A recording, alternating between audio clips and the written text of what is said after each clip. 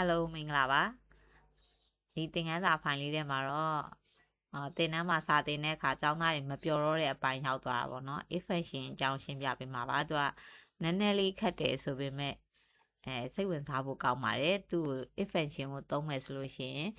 လုပ်ငန်းအရန်တွင်နဲ့သုံးတဲ့ပေါ့နော်အဲဆိုတော့ဒီ if function လေးအကြောင်းရှင်းပြသွားပါမယ်ဆိုတော့ if function ကိုမရှင်းပြခင်ပေါ့နော်ဆို comparison operator ပေါ့ comparison operator ဆိုတာကြတော့ဒီအရှိမအပေါင်းအနှုတ်မြောက်စားလိုမျိုး arithmetic operator math operator တော့မဟုတ်ဘူးပေါ့နော် comparison operator ဒါမှမဟုတ် logic operator လို့ခေါ်တယ် equal to greater than less than greater than equal less than equal not equal ဆိုပြီးရှိရဲ့ဒီ operator တွေကကြတော့နှိုင်းယှဉ်တဲ့လုပ်ကိုပဲလုပ်တယ်ပေါ့နော် logic operator ဒါမှမဟုတ် comparison operator လို့ခေါ်ပါတယ်ဒါနဲ့အရင်တွက်ကြည့်မယ်ပေါ့နော်အဲ့တော့ဒီမှာတန်ဖိုးနှစ်ခုရိုက်ထည့်ထားပါမယ်เนาะအရှိဒီ sequence နှစ်ခုမှာကနန်းတန်ဖိုးနှစ်ခုရိုက်ထည့်ထားတယ်ဒီမှာညီမြချင်းစထည့်လိုက်တယ်ညီမြချင်းထည့်လိုက်တယ်ဒီညီမြချင်းက compare လုပ်တဲ့ operator comparison operator တော့မဟုတ်ဘူးဒါ formula တွက်ချင်လို့ထည့်ပေးရတဲ့ညီမြချင်းပေါ့เนาะဆိုတော့ဒီ equation မှာညီမြချင်းစထည့်လိုက်တယ်ဒီရှေ့က sequence ပေါ့เนาะဒီ sequence ကတဲ့ equal to နောက်က sequence နဲ့တူတယ်ဆိုပြီး equation ချပေးလိုက်တယ်ပေါ့အဲ့လိုဆိုတော့ဒီအတွင်းဘက်မှာပါလာတဲ့ equal to ကမှဒါ comparison operator ပေါ့เนาะဒီနှစ်ခုညီရဲဆိုပြီးတော့ equation ချပေးလိုက်တယ် enter လုပ်လိုက်တော့ရလာတဲ့အဖြေက true ဆိုပြီးရတယ်ဒီတန်ဖိုးနှစ်ခုတူနေတဲ့အချိန်မှာအခု true ဆိုတဲ့အဖြေကိုရတယ်ဆိုတော့မတူအောင်ပြောင်းကြည့်မယ်ပေါ့နော်နှစ်အစားတခြားတန်ဖိုးတစ်ခုပြောင်းပေးလိုက်ဒါဆိုမတူတော့တဲ့အခါ false ဖြစ်သွားတယ်ဒီနှစ်ခုကိုတူအောင်ထားပေးတယ်ဆိုလို့ရှိရင်တူအောင်ထည့်ထားပေးရဆို true ဖြစ်သွားတယ်ပေါ့နော်ဆိုတော့ခဏနေအစားစာသားတွေပြောင်းထည့်ကြည့်လိုက်ဆိုခဏနဲ့စာသားကမတူတော့တဲ့အခါ false ဖြစ်သွားတယ်အဲ့တော့တခြားစာသားတစ်ခုတူအောင်ထည့်ပေးလိုက်တယ်ဒါဆိုရင်တော့ true ဖြစ်တယ် small letter စာ capital letter ပြောင်းထည့်ပေးမယ်ဆိုရင်လည်းသူရဲ့အဖြေက true ပဲရနေပေါ့နော်ဆိုတော့တခြား letter တစ်ခုပြောင်းထည့်လိုက်တယ်ဆိုရင်တော့ false ဖြစ်သွားတယ်အဲ့လိုဆိုတော့ comparison operator ရဲ့ခဏနေမှာမဟုတ်စာသားတွေအတွက်လည်းcompare လုပ်လို့ရတယ်တိုက်စစ်လို့ရတယ်ဒါပေမဲ့သူ့မှာရလာမယ့်အဖြေက true သို့မဟုတ် false ဒီနှစ်ခုပဲရမှာပေါ့နော်အဲ့လိုဆိုရင်နမူနာအနေနဲ့ equal to တခုနဲ့ထည့်သုံးပြသွားတယ်ကျန်တဲ့ operator တွေထည့်ပြီးတွေ့မယ်ဆိုလို့ရှိရင်လည်းရလာမယ့်အဖြေကtrue သို့မဟုတ် false ပဲရနေမယ်ပေါ့နော်ဒီလိုဆိုရင် true သို့မဟုတ် false ပဲရနေမယ်ဆိုရင်တော့အသုံးမတည့်ဘူးပေါ့ကဏ္ဍသို့မဟုတ်စာသားဘာပဲထည့်သူရဲ့အဖြေက true သို့မဟုတ် false ပဲရနေမယ်ဒါဆိုအသုံးမတည့်တကယ်လို့ကိုက true ဒီတန်ဖိုးနှစ်ခုမတူတဲ့အခါမှာအခု false လို့ပေါ်နေတယ် false လို့မပေါ်စေချင်ဘူးပေါ့ false လို့ပေါ်လာမဲ့အစားဒီတန်ဖိုးနှစ်ခုမတူတဲ့အတွက်ကြောင့် not equal လို့ပေါ်ခြင်းနဲ့ဒီတန်ဖိုးနှစ်ခုတူသွားတဲ့အခါမှာ true လို့ပေါ်တယ် true လို့ပေါ်လာမဲ့အစား equal လို့ပေါ်ခြင်းနဲ့ပေါ့အဲ့လိုဆိုရင် not equal ဒါမှမဟုတ် equal ဆိုတဲ့အဖြေကကြတော့ကိုဘာသာကိုစိတ်ကြိုက်သတ်မှတ်ပေးခြင်းနဲ့အဖြေဖြစ်သွားပြီပေါ့နော်ဆိုတော့အဲ့လိုကိုဘာသာကိုစိတ်ကြိုက်အဖြေတစ်ခုကိုသတ်မှတ်ပေးခြင်းနဲ့ဆိုရင် comparison operator ပဲသုံးနေမယ်ဆိုရင်တော့မရတော့ဘူးเนาะ comparison operator ပဲသုံးမယ်ဆိုရင်တော့ true သို့မဟုတ် false ပဲရနိုင်မယ်အဲ့တော့ကိုပေးခြင်းတဲ့အဖြေတွေပြောင်းပေးလို့ရဖို့အတွက် if function သုံးရမယ်เนาะ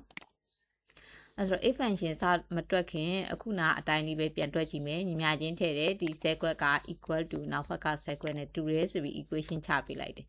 သူကတကယ်တူနေတဲ့အတွက် true ရတယ်ပေါ့နော်မတူတော့တဲ့အခါ false ဖြစ်တယ်ဆိုတာလည်းသိနေပြီပေါ့နော်ဆိုတော့ခဏန်းသို့မဟုတ်စာသားကြိုက်ရထည့်ပြီးလို့ရတယ်သူရဲ့အဖြေက true သို့မဟုတ် false ပဲရနေအဲ့ဆိုအခု true မပေါ်စေချင်ဘူး equal ပေါ်ခြင်းနဲ့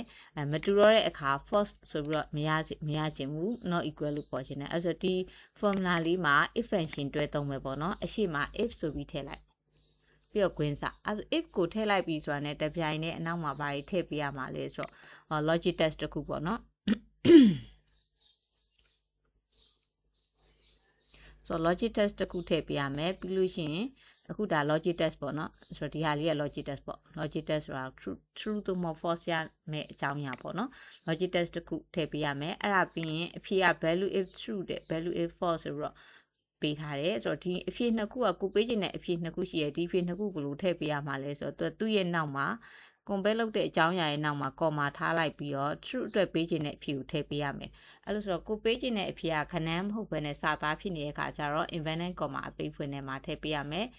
true အတွက်ပေးခြင်းနဲ့ကိုသတ်မှတ်ပေးခြင်းတဲ့အဖြေတစ်ခုကိုထည့်ပေးမယ်ပြီးတော့မှ comma ထည့်လိုက်တာနဲ့ value if false အတွက်ပေးရမယ်အဖြေနေရာဖြစ်သွားပြီ value if false ဒီနှစ်ခုကရလာမယ့်အဖြေဒါ false ဖြစ်ခဲ့မယ်ဆိုလို့ရှိရင် not equal ပေါ့နော်အဲ့လိုဆို inverted comma အပိတ်ဖွင့်ထဲမှာနောက်ထပ် not equal ဆိုပြီးထည့်လိုက်မယ် ဆိုတော့ကိုပေးချင်တဲ့အဖြေကစာသားတစ်ခုမဟုတ်ဘူးခဏမ်းမဲဆိုလို့ရှိရင်တော့ infinite comma ထည့်ပြီးပေးစရာမလိုဘူးပေါ့နော်အဲ့ဆို enter လုပ်လိုက်တော့အဖြေက not equal ဆိုပြီးပေါ်လာတယ်ဒီတန်မိုးနှစ်ခုမတူတဲ့အခါပေါ့နော် false လို့မပေါ်တော့ဘူး not equal လို့ပေါ်လာတယ်ဆိုတူအောင်ပြန်ပြောင်းကြည့်လိုက်မယ်ပေါ့နော်အဲ့ဒါ true လို့ပေါ်တယ် true လို့မပေါ်တော့ဘဲနဲ့ဒီမှာ equal ဖြစ်သွားတယ်ပေါ့အဲ့ဆိုဒီဘက်ကတော့ဒီ if function လေးကိုပြန်ပြီးရှင်းပြထားတာပေါ့နော်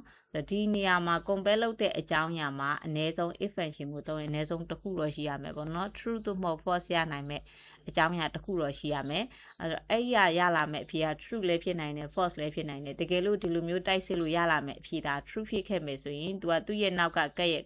မှာပါလာတဲ့ comma ရဲ့နောက်မှာပါလာတဲ့အဖြေကိုထုတ်ပေးမှဒီမှာကကိုဘာသာကိုစိတ်ကြိုက်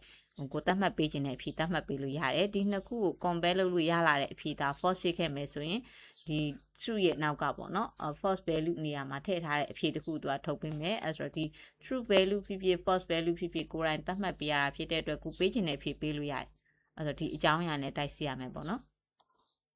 အဲ့လိုဆိုတော့ if function ကအခြေအနေတစ်ခုပေါ်မှာမူတည်ပြီးတော့ကိုပေးခြင်းတဲ့ဖြေတွေပြောင်းပေးလို့ရတယ်အဲ့ဆိုအနည်းဆုံးဒါကတော့အခုလက်ရှိတွေ့ရတဲ့ပုံစံတွေကတော့ if function ရဲ့ဒါအခြေခံအကြဆုံးပေါ့နော်အဲ့ဆိုဒီနေရာမှာတိုက်စစ်ရမယ့်အကြောင်းအရာတစ်ခုထပ်ပို့လာရလေရှိမယ်ဆိုတော့လေ့ကျင့်ခန်းတွေလုပ်တဲ့အခါမှာဒီတိုက်စစ်ရမယ့်အကြောင်းအရာတစ်ခုထပ်ပို့လာရရှိတယ်ပို့ပြီးမှတိုက်စစ်ဖို့လိုတဲ့ပြီးတော့မှကိုပေးခြင်းတဲ့အဖြေတွေပေးလို့ရမယ့်အခြေအနေမျိုးတွေမှာဆိုလို့ရှိရင်ဒါမျိုးတွေတစ်ခုထပ်ပို့လာပြီဆိုရင်ဆိုတော့ any or ဒါတွေတွဲသုံးပြီးလို့ရမယ်ပေါ့နော်ဟုတ်ပြီဒါလေးကတော့ if function လေးပါဒီဟာလေးကိုနားလည်ရဆိုလို့ရှိရင်အများကြီးပဲ